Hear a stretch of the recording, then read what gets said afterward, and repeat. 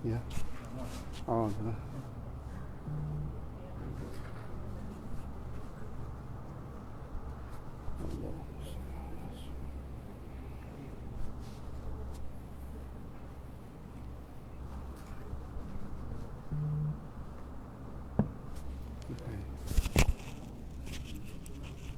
Pero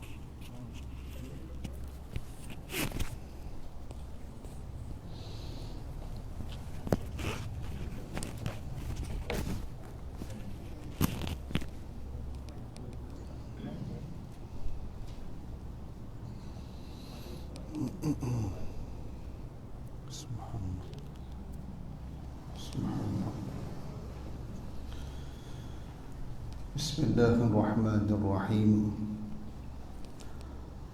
Assalamualaikum warahmatullahi wabarakatuh. Alhamdulillahi rabbil alamin.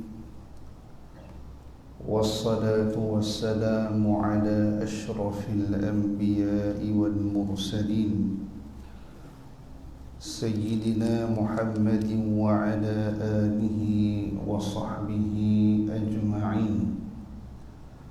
Subhanaka la nuhsi sana'an alayka kama athnayta ala nafsik falakal hamdu hatta tarda wa lakal hamdu idha radit wa lakal hamdu ba'da ar-ridha ولك الحمد دائما أبدا. سبحانك لا علم لنا إلا ما علمتنا إنك أنت العليم الحكيم. ولا حول ولا قوة إلا بالله العلي العظيم. رب اشرح لي صدري ويسر لي أمري واحلل عقدة من لساني يفقه قولي ثم أما بعد. Alhamdulillah, pertama sekali kita panjatkan setinggi syukur kepada Allah Subhanahu wa taala kerana pada malam yang berbahagia ini insya-Allah dapat sama-sama kita berada di dalam majlis ilmu yang sepatutnya pada malam ini kuliah maghrib akan disampaikan oleh Ustaz Zaidul Asri, dan saya pun sebenarnya ada kuliah jadual yang tetap di Masjid Sungai Gelugok, Pulau Pinang, dengan menggunakan kitab Riyadhus Shalihin min kalam Sayyidil Mursalin bagi Imam Muhyiddin Abi Zakaria Yahya ibn Sharaf An-Nawawi rahimahullah. Tapi pada malam ini alhamdulillah dengan keizinan dan juga laluan yang telah diberikan, dapat sama-sama kita kembali berjumpa dan bersua. Seingat saya kuliah di sini dah berapa lama dah. Kuliah duha pun kalau tak silap betul tu. Tak ingat dah kuliah apa. Kuliah duha ke kuliah maghrib ke. Saya tak ingat dah. Tapi al-mani bukanlah salah satu benda yang asing, kerana ada juga kuliah bulanan di kawasan sini. Mudah-mudahan kita semua dirahmati dan diberkati oleh Allah Subhanahu wa taala. Jadi dengan masa yang singkat pada malam ini, kita pun kena berhenti seawal masuknya waktu Isyak, dan saya nak mengajak kepada sahabat-sahabat dan juga seluruh hadirin muslimin dan muslimat yang hadir pada malam ini, supaya kita mengambil istifadah dan mengambil sesuatu daripada ayat Al-Quran yang saya nak bacakan pada malam ini sebagai tazkirah, sebagai satu peringatan kepada semua insya-Allah. Ayat yang berbunyi daripada surah Al-Munafiqun, ayat yang ke-9 10 dan juga ayat yang ke-11. Surah Al-Munafiqun ni kalau bagi setengah tempat nak dibaca pada malam Jumaat, sesudah sembahyang Isyak. Rakaat pertama baca surah Al-Jumu'ah, rakaat kedua baca surah Al-Munafiqun. Macam itulah juga semasa saya belajar dahulu di sebuah pondok, sembahyang Jumaat di masjid tu dia akan baca surah Al-Jumu'ah rakaat pertama dan surah Al-Munafiqun rakaat yang kedua. Ayat yang di hujung ini selalu juga guru saya bila baca dia akan sebut di dalam penghayatan dia. Dan pada malam ni kita cuba nak menghayati apa yang disebut oleh Allah Subhanahu wa taala kepada kita. Mudah-mudahan boleh dijadikan ia sebagai satu peringatan dan juga amalan kepada kita, insya-Allah. Allah Ta'ala berfirman, a'udzubillahi minasyaitonirrajim, ya ayyuhallazina amanu la tulhikum amwalukum wala auladukum an zikrillah وَمَنْ يَفْعَلْ ذَلِكَ فَأُولَئِكَ هُمُ الْخَاسِرُونَ وَأَنْفِقُوا مِمَّا رَزَقْنَاكُمْ مِنْ قَبْلِ أَنْ يَأْتِيَ أَحَدَكُمُ الْمَوْتُ فَيَقُولَ رَبِّ لَوْلَا أَخَّرْتَنِي إِلَى أَجَلٍ قَرِيبٍ فَأَصَّدَّقَ وَأَكُنْ مِنَ الصَّالِحِينَ وَلَنْ يُؤَخِّرَ اللَّهُ نَفْسًا إِذَا جَاءَ أَجَلُهَا وَاللَّهُ خَبِيرٌ بِمَا تَعْمَلُونَ. Sadaqallahul Azim. Ayat ini mungkin ada di kalangan kita yang sudah menghafaznya, alhamdulillah. Kalau yang tak menghafaz lagi, boleh kita ambil ia sebagai satu peringatan, iaitulah pada surah Al-Munafiqun, 3 ayat yang terakhir. Apa firman Allah Subhanahu wa taala? Wahai orang-orang yang beriman. Peringatan kepada kita orang yang beriman. Jadi sesuai kita hak main pada malam ini ialah semua orang yang beriman, insya-Allah. Orang yang beriman, dan ayat ini adalah ayat yang diturunkan di Madinah. Beza macam mana kita nak kenal ayat ni diturunkan di Madinah ataupun selepas hijrah Nabi, dan juga ayat ini diturunkan di Mekah sebelum hijrah Rasulullah. Iaitulah salah satunya ialah pada seruan Allah. Kalau merujuk seruan Allah, ya ayyuhallazina amanu, wahai sekalian orang beriman, maksudnya ayat ni berkaitan dengan ayat Madinah. Kalaulah ayat itu seruannya ya ayyuhan nas, wahai sekalian manusia, itu adalah merujuk kepada ayat yang diturunkan di Mekah ataupun sebelum penghijrahan Rasulullah SAW ke Madinah, walaupun selain daripada Mekah.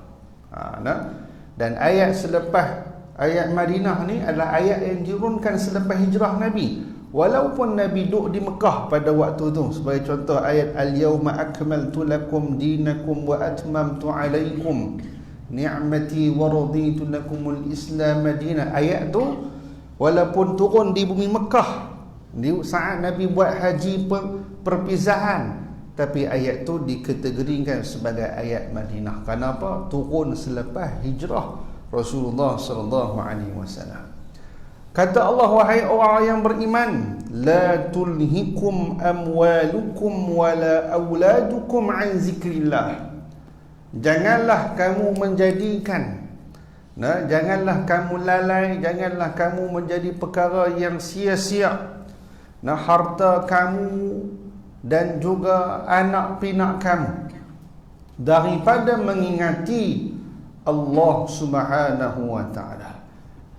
Jangan disebabkan harta benda kamu dan jangan disebabkan anak pinak kamu ini kamu lalai daripada mengingati Allah Subhanahu wa taala. Kerana inilah tujuan kita diutuskan oleh Allah, adalah untuk zikrullah, adalah untuk mengingati Allah.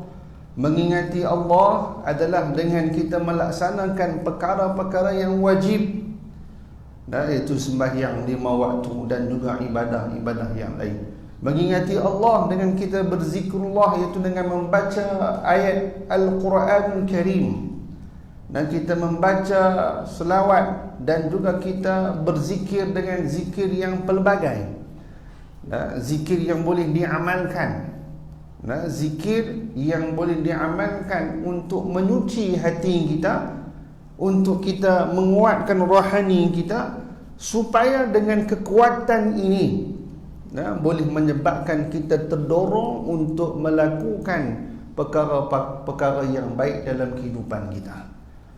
Kita tak rasa nak terdorong nak melakukan benda-benda yang jahat, benda-benda yang mungkar, benda-benda yang tidak baik. Kerana apa? Hati kita diisi dengan perkara-perkara yang baik. Sebab itu Imam Al-Ghazali rahimahullahu ta'ala dalam kitab Bidayatul Hidayah, dan dia sebut jadual, mungkin masjid ni ada ajar kitab tersebut, permulaan jalan hidayah, ataupun Hidayatus Salikin yang diterjemah dan dihurai sedikit oleh ulama jawi kita. Semua itu disusun daripada tertib awal bangun tidur sampailah ke tidur pula. Untuk semua itu dilakukan untuk mengingati Allah Subhanahu wa taala. Dan dengan zikrullah, dengan mengingati Allah, hati kita akan jadi bersih. Tetapi bila hati kita ni kotor, itulah yang menyebabkan benda-benda yang baik, teguran-teguran, nasihat-nasihat, perkara-perkara yang berkaitan dengan agama, walaupun kita orang yang sembahyang, dia tak hilang, dia tak boleh masuk ke dalam benak hati. Kerana apa? Kita masih lagi kotor. Sebab itulah ulama-ulama ni, dia suruh kita beramal, cuci hati. Selain daripada kita menyucikan hati, Allah Ta'ala akan lapangkan rezeki, insya-Allah. Antara macam apa? Ibadah yang boleh dilakukan, diamalkan, iaitulah pada sebelah pagi. Sebelah pagi, kalau kita bangun pagi selepas subuh, ataupun pada waktu pagi sebelum menjelang tengah hari, dengan kita berzikir tahlil sebanyak 1000 kali. Tu dia, 1000 kali. Atau baru cuci hati, dalam keadaan berwuduk itu lebih baik. Ini disebutkan oleh Nabi SAW, boleh rezeki pun jadi murah disebabkan kita berzikir dengan tahlil la ilaha illallah 1000 kali. Ada setengah tempat dia selepas sembahyang subuh ni terus habis zikir yang utama, habis baca doa, terus dengan zikir tahlil la ilaha illallah 1000 kali. Habis 1000 kali itu baru bangkit daripada tempat sembahyang. Tu dia, kalau boleh amal lagu tu baguslah. Lah ni musim-musim Covid ni sepatutnya duduk di masjid. Banyak dah kata tak boleh buat kerja sangat, dah kata tak boleh nak pi ke pejabat. Kita duduk di masjid lah, mai sembahyang berjemaah, pakat mengatik, pakat bertahlil, kita berzikrullah, menyebut nama Allah Subhanahu wa taala. InsyaAllah dalam masa yang sama rezeki pun murah kalau kita berzikir kepada Allah.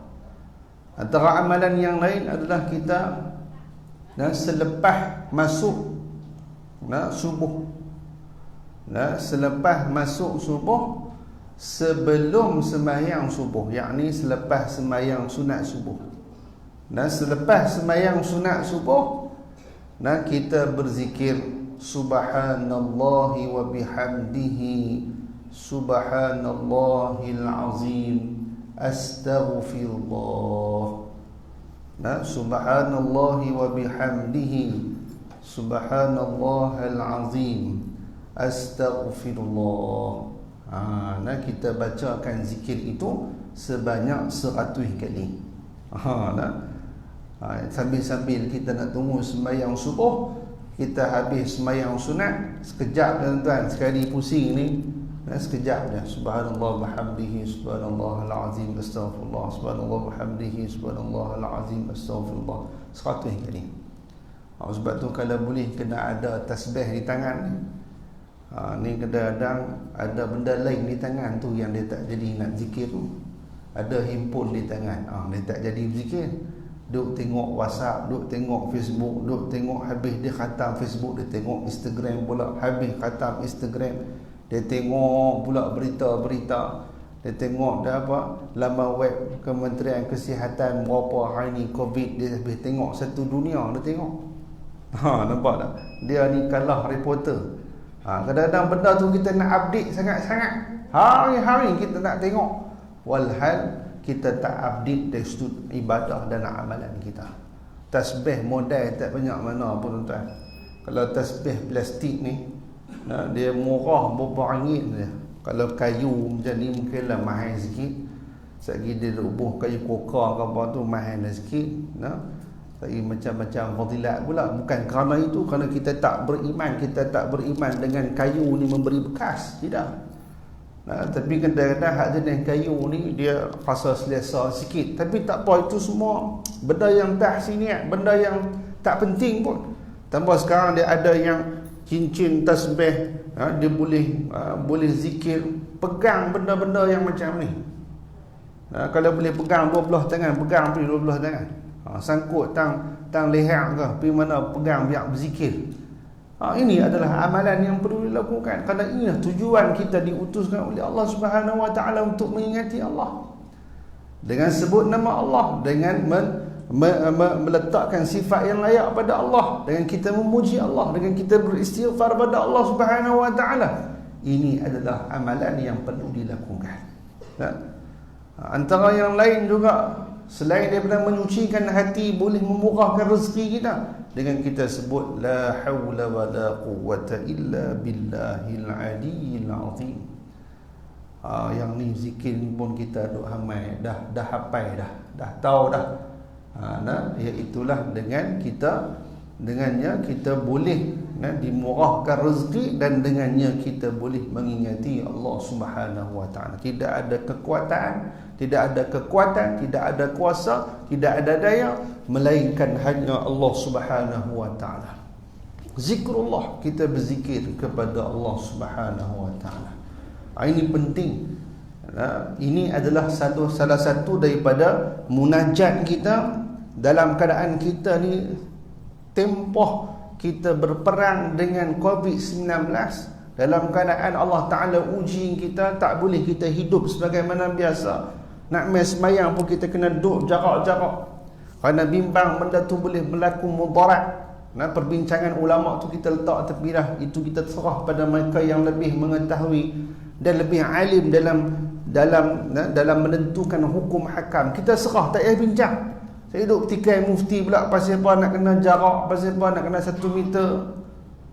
Ni apa ni agenda Yahudi lah, gitu ginilah apa semua. Kita pandai sangatlah. Jangan sampai tahapnya macam tu. Kita ikut saja. Yang penting kena main masjid. Main masjid sembahyang jarak macam mana pun insya-Allah sah. Nama pun masjid. Kita nampak pergerakan imam, sah sembahyang jemaah. Cuma dari sudut afdaliyah tu memang tak berlaku lah. Tapi ada hajat, ada darurat yang memang ternyata benda itu boleh menyebabkan kematian. Nak jaga benda itu. Yang penting dengan sebab boleh menyebabkan kematian, dan bahkan ternyata ramai yang dah mati. Kemudian tak ada lagi sampai sekarang vaksin yang berkesan. Macam-macam lagi keadaan, sampai sekolah pun ditutup. Bahkan ramai yang terkesan disebabkan peniaga-peniaga kecil pun bungkui habis. Sebab apa? Orang tak pergi kerja sangat, nak membeli kiri kanan di jalan pun tak boleh. Ini adalah ujian. Bila ujian, kita kena main masjid. Bila main masjid, zikir tu bagi lama sikit. Ni habis sembahyang isyak, takat Fatihah baca doa dah. Tak ada dah subhanallah, subhanallah, subhanallah. Baca subhanallah, bukan je lama pun, sat je. Habis bagi salam, kira nak bangkit lah. Panas dah pungkuk, duduk dalam masjid, duduk bagi lama sikit. Tak Ustaz, COVID, tak masalah, bukan COVID, duduk bagi lama sat je. Zikir sat saja, bukan lama pun. Ini tujuan. Jangan sebabkan dengan anak pinak kita, dengan sebab auladukum, anak pinak kamu, harta benda kamu fikir pasal dunia, kamu fikir nak tengok rancangan apa dalam TV selepas ini, kamu nak tengok apa dalam handphone kamu, menyebabkan kamu tidak mengingati Allah Subhanahu Wa Taala. Jangan sampai tahap yang macam tu. Selain daripada itu, banyakkan berselawat. Kerana selawat itu adalah satu bimbingan daripada Allah Subhanahu Wa Taala. Kita semua berhajat kepada seorang mursyid yang membimbing kita. Sebagaimana Rasulullah SAW tunjuk teladan dalam kehidupannya, Nabi ini dibimbing oleh Jibril alaihi salam. Bila ada apa-apa permasalahan, ada apa-apa yang tak boleh diselesaikan, Allah Ta'ala kirimkan Jibril untuk menyampaikan wahyu. Hari ini Nabi sudah pun wafat. Hari ini kita nak jumpa seorang guru yang mursyid, kita juga sukar untuk menemuinya. Kita pun bukan kata kita salah kat tok guru susah nak jumpa, kita malas nak pergi cari. Hak tu yang betul. Kata malah ni payah tok guru hak alim nak jumpa ni. Memang hang tak pergi cari. Kalau pergi cari ramai berlembaknya. Banyak ulama-ulama yang hebat-hebat dalam Malaysia ni saja. Puas kalau kita nak pergi mengaji. Tapi masa tak sempat. Cara macam mana? Ialah dengan kita memperbanyakkan selawat ke atas Nabi sallallahu alaihi wasallam. Sirah ni macam-macam sirah. Hak nak yang paling panjang, kita boleh bagi hak panjang. Nak hak paling pendek pun kita boleh bagi. Hak paling pendek pun kita boleh bagi. Sallallahu alaihi wasallam. Ataupun Allahumma salli alaihi. Selawat dengan diberi julukan selawat ad-dhamir. Selawat ad-dhamir, Allahumma salli alaihi. Pendek je. Allahumma salli alaihi, Allahumma salli alaihi, pendek saja. Kalau fadilat yang sangat besar, kalau disebutkan oleh Imam Ad-Darqutni dan disokong oleh imam-imam yang lain, menyatakan bahawa siapa yang selawat 100 kali pada waktu selepas subuh dan selawat 100 kali selepas sembahyang maghrib jam tadi lari ni 100 kali, Allah Ta'ala akan tunaikan kepadanya 100 hajat. 100 hajat tu, dan 30 di dunia, 70 di akhirat. Selawat Allahumma salli alaihi, pendek saja. Kalau Allahumma salli alaihi sekejap je 100. Saya bisa buat ramai-ramai di satu masjid. Saya tak maulah buat lah ni, tak pergi, masa jadi kurang pula. Dah lah main pun jarang-jarang, betul, main selawat ramai-ramai kurang terus. Jadi selawat ni Masya Allah, Allahumma salli alaihi ni 3 minit, 4 minit selesai 100. Tak padan dengan 100 hajat yang Allah Ta'ala nak bagi pada kita, dengan kita hanya habis masa 3-4 minit saja. Rugi kalau kita tak berselawat ke atas Nabi sallallahu alaihi wasallam. Ini adalah salah satu peranan yang perlu dilakukan bagi setiap orang yang beriman. Bila kita isi hati kita dengan selawat, dengan tahlil, dengan istighfar, dengan memuji Allah, dia penuh hati kita ni dengan kebaikan. Bila penuh dengan kebaikan, mudah jiwa kita ni untuk nak dengar apa-apa, dia jadi mudah. Kita dengar boleh terus beramal, dan kita masuk dalam masjid, kita tahu adab macam mana kita nak buat. Kita nak sembahyang ke, kita nak baca Quran ke, kita nak buat apa ke, semua jadi teratur elok. Kenapa? Hati kita sudah dijaga dengan zikrullah. Sebab tu ulama-ulama tasawuf ni dia tak mau benda lain, dia mau hati kita je. Dia tak mau muka kita, dia tak mau tangan kita, dia tak mau kaki kita, dia mau hati. Dia kontrol hati, insya-Allah hati ni yang akan mengawal selia semua tubuh badan kita jadi elok. Ini adalah apa yang disebutkan oleh Allah. Jangan siapa-siapa yang buat macam tu, wa may yaf'al zalika fa ulaika humul khasirun. Siapa yang menyebabkan harta dia, menyebabkan anak dia, menyebabkan apa-apa saja aset yang dia ada di atas dunia ni lalai daripada mengingati Allah, faulaika humul khasirun, mereka lah orang yang rugi di sisi Allah, yang rugi sangat-sangat rugi. disebutkan oleh Imam Ghazali, dia sebut awqatuka, waktu-waktu kamu semua ni kal jawahir, sebagaimana permata-permata waktu kita.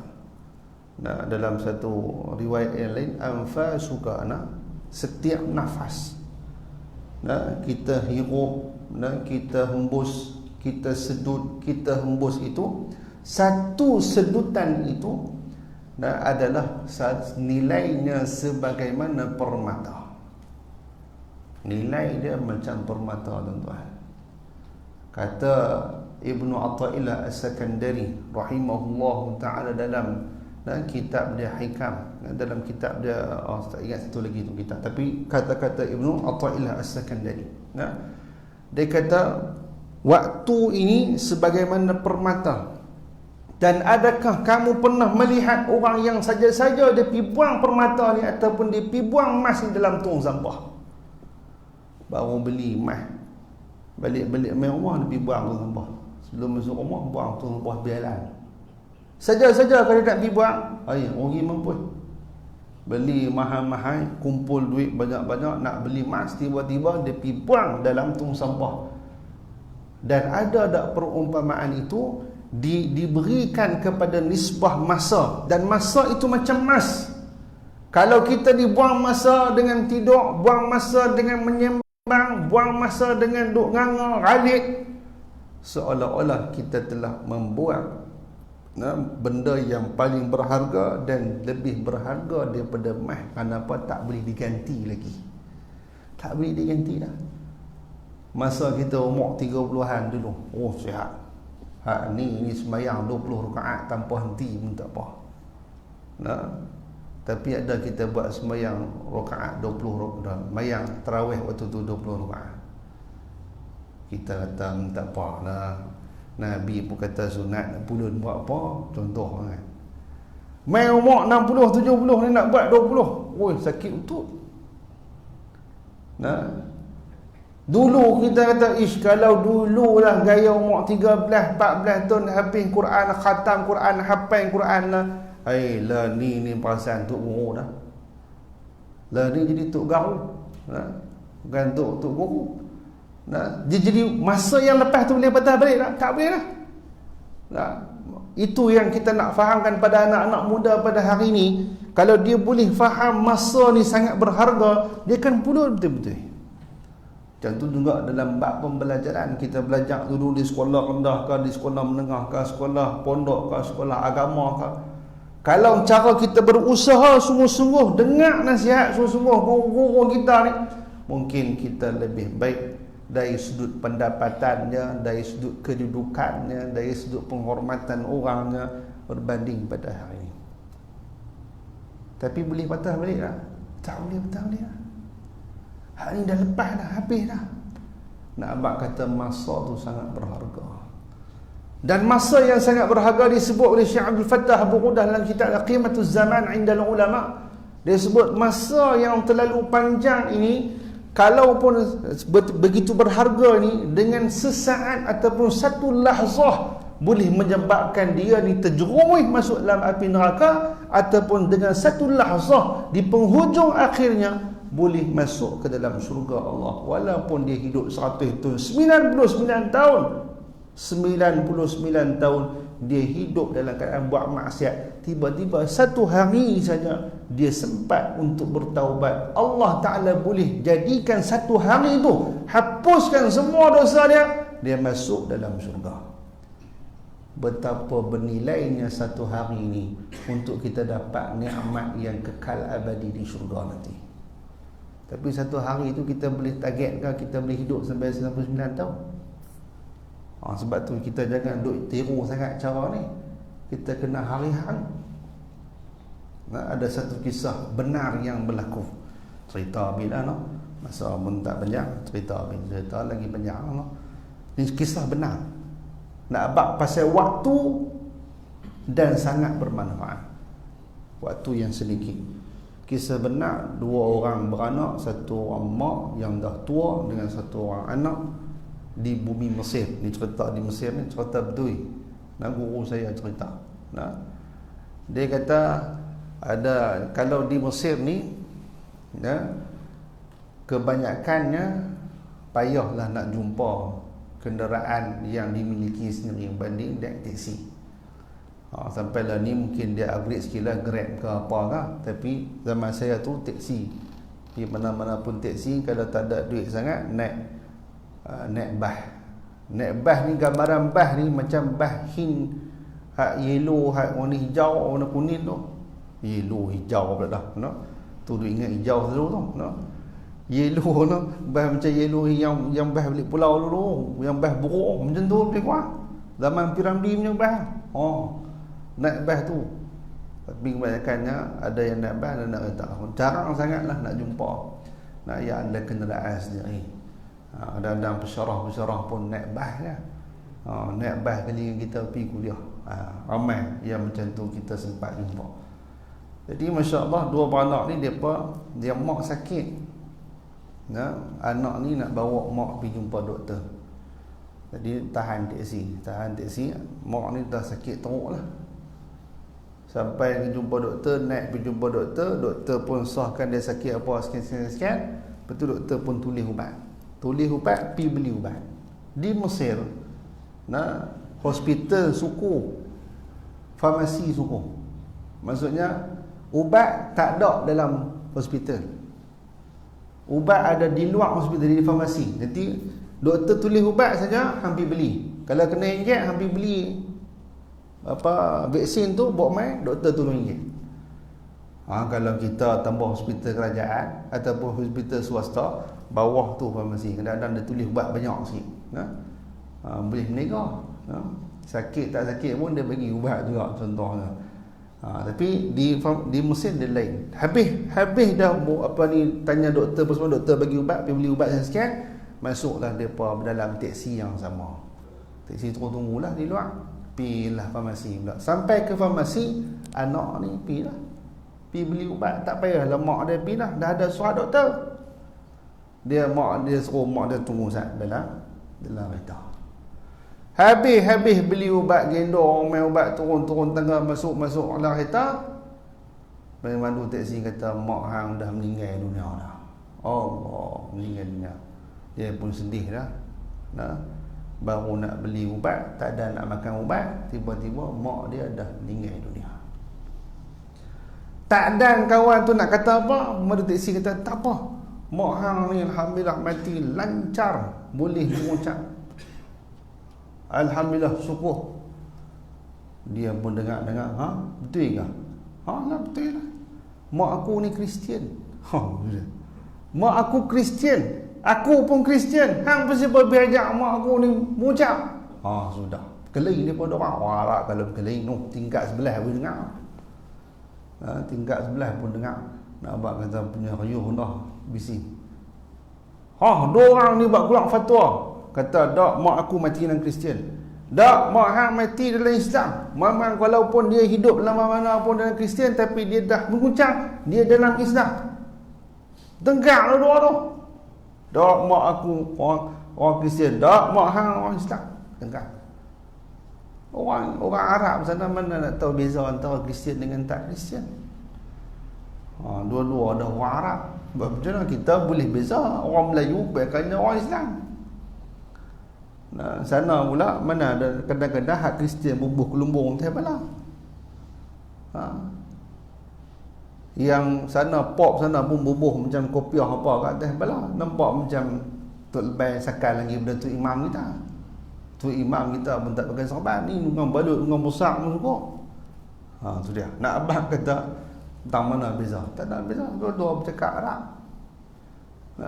Jadi dia pun ingat mak dia ni orang Islam, dia pun ngajak mengucap. Boleh dah. Maka di situ difatwakan mak dia ni mestilah diuruskan dengan cara perkubungan orang Islam.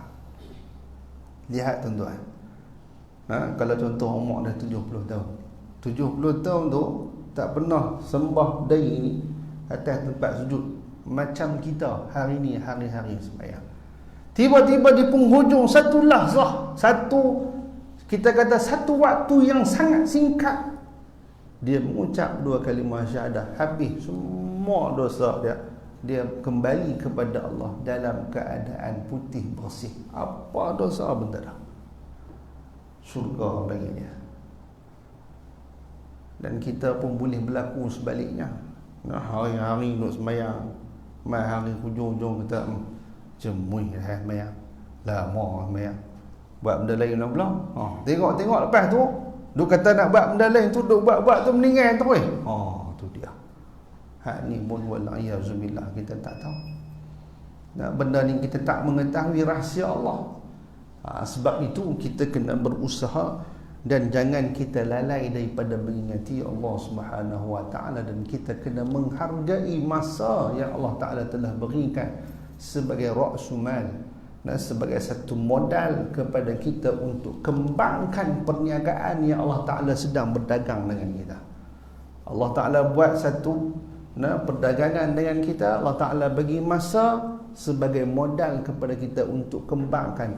Masa aku bagi kat 60 tahun, hang boleh jadi kembang tak amalan kamu sampai umur 1000 tahun, 100 tahun dan sebagainya. Kalau kamu diberikan modal 60 tahun, tiba-tiba kamu dapat kerugian, pulang balik dapat 20 je, 20 tahun. Yang baki 40 tahun buat apa? Tidur. 40 tahun tidur. Tu dia, Masya Allah. 40 tahun tidur tak apa-apa. Tu tak tolak makan ni. Makan pun dekat 30 tahun dah. Makan saja 30 tahun. Tu tak kira sembang ni. Dalam sehari contohnya, kita sembahyang berapa minit? 10 minit contoh. 10 kali 5 kat 30 minit. Kita tidur berapa lama? Tidur 8 jam. Tu tidur malam. Tak termasuk tidur dalam kuliah maghrib ni. Kuliah maghrib pun hang balun tidur lah. Tu dah 8 jam setengah. Tu sudah tu tengah-tengah hari pun dia kata saya pun nak tidur juga kan. Pasal tidak tengah hari nak qiyamul lail. Qiyamul lail apa malam nak tidur sampai 8 jam. Maksudnya 24 jam tu dibahagi 3, seolah-olah kita hidup 60 tahun, kita dah tidur lebih kurang 20 tahun. 20 tahun tidur ya. Tu dia. Lepas tu sembang dekat 20 tahun. Sembahyang mungkin dalam 5 tahun sembahyang. Tak ada banyak amalan. Kata modal aku bagi sampai 60 tahun ni, hang buat main kat aku berapa 5 tahun ya. Tak berkembang. Sebab itu dah Allah Subhanahu wa taala ayat yang datang selepas daripada ini, Allah Taala bagi cara macam mana kita nak panjangkan umur. Allah Taala sebut wa anfiqu mimma razaqnakum min qabli an ya'tiya ahadakumul maut fayaqul rabbi laula akhartani ila ajalin qarib fa asaddaqa wa akum minas salihin. Allah Taala sebut wa anfiqu, dan infaklah kamu daripada apa yang kami telah rezekikan kepada kamu sebelum kamu didatangkan akan kematian. Maksudnya sebelum datang kepada kamu kematian. Maka berkatalah bagi orang yang berkata, maksudnya bagi orang yang sudah pun meninggal, Rabbi laula akhartani ila ajalin qarib, ya Tuhanku, kalaulah boleh diakhirkan kematianku pada sedikit masa lagi.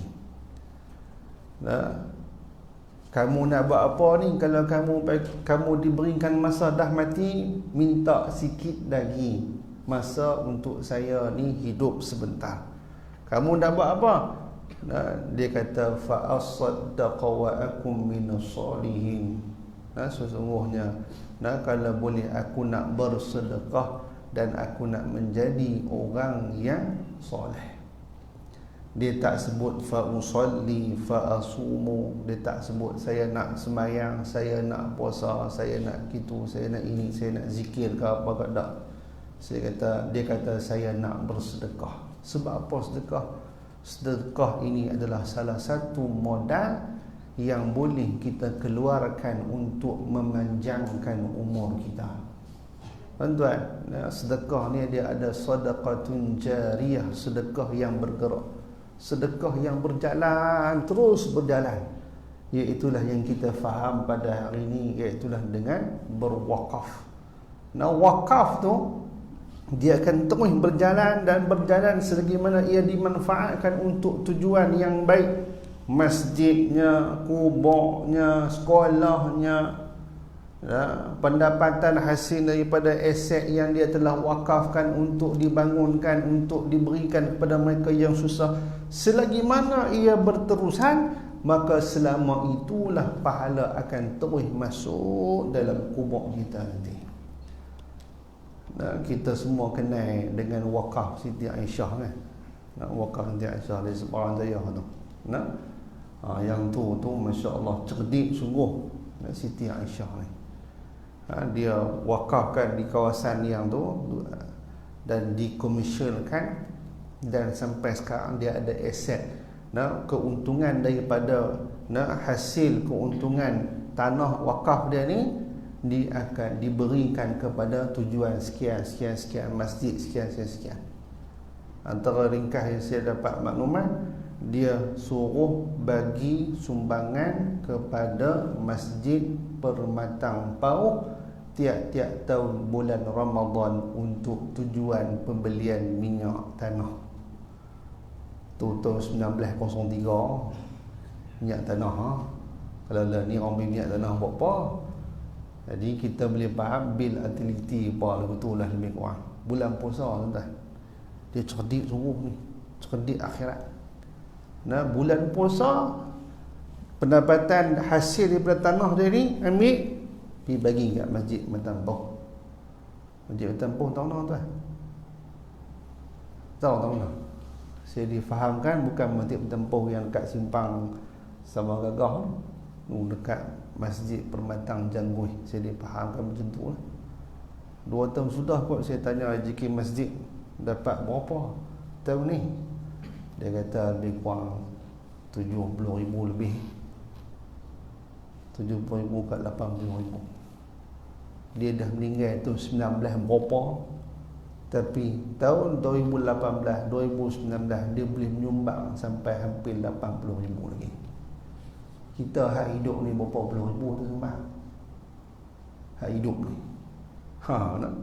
Ya hidup ni berapa ribu tu sumbang. Tu kena fikir cerdik. Kalau takat tanah sekangkang kau tak nak berapa duk bergaduh dik beradik, wakaf sajalah. Wakaf saja. Kalau tak boleh nak wakaf, jual saja. Jual pendapatan tu diberikan kepada mereka yang berhak. Bergaduh pasal tanah buat apa, hidupkan lama mana apa. Berkeli harta faraid sampai putus saudara, jadi 3 Abdul juga dia ni. Ini adalah benda yang kita kena bijak sana, bukan bijak sini, kena bijak sana. Bijak akhirat. Lalu dengan duit berapa ringgit, 10 ringgit dah boleh berwakaf. Wakaf tunai, wakaf pembelian sumbangan, pembelian kitab dan sebagainya. Ini adalah peluang pada kita. Jangan kita tinggalkan peluang ini untuk kita ni jadi orang yang rugi. Maka Allah Ta'ala nyatakan dalam Quran, fa as-saddaqa wa akum minas solihin. Kalaulah orang yang mati dah ni dalam kubur ni, kalau dia diberikan pilihan untuk hidup balik, dia nak pilih amalan apa? Tak mau amalan lain, kami main sedekah kok. Mana tabung, boh dalam tabung. Tak ikut terkejut kot, mayat main boh duit dalam tabung.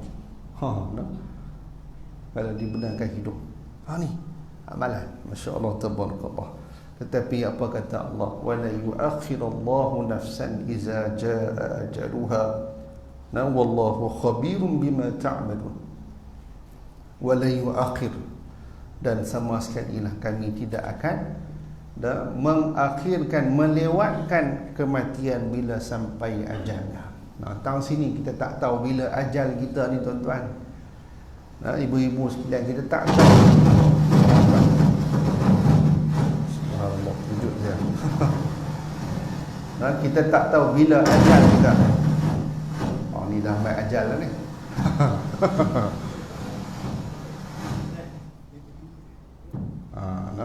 Dia suruh berhenti ni nak masuk isyak lah. Okey, kita tak tahu ajal kita di bila dan di mana, maka dengan sebab itu kita kena terus berusaha dan kita kena terus memperbanyakkan ibadah kepada Allah Subhanahu wa taala. Dan dengan cara itulah salah satu perkara yang boleh dilakukan ialah dengan memperbanyakkan sedekah. Hak lain tu terus dengan zikrullah, dengan sembahyang, dengan tambah sembahyang sunat, jangan baca Quran, yang buat baik dengan orang tua kalau ada lagi. Dan seumpamanya semua tu terus, tapi banyakkan sedekah. Kerana dengan sedekah boleh memanjangkan umur kita, boleh memanjangkan amalan kita di sisi Allah Subhanahu wa taala. Jadi saya rasa sekarang itulah yang saya boleh sampaikan pada malam ini sebagai pengisian dan juga peringatan kita bersama, khusus pada diri saya yang duk cerita panjang lebar ni. Saya sendirilah yang kena beramal, saya sendirilah kena beramal dengan apa yang telah disampaikan, dan yang duk dengar ni kita pakat-pakatlah boleh beramal insya-Allah. Wallahu a'lam. Aqulu qawli hadza wa astaghfirullahal azim li wa lakum. Assalamualaikum warahmatullahi wabarakatuh. Oh, nak baca? Boleh.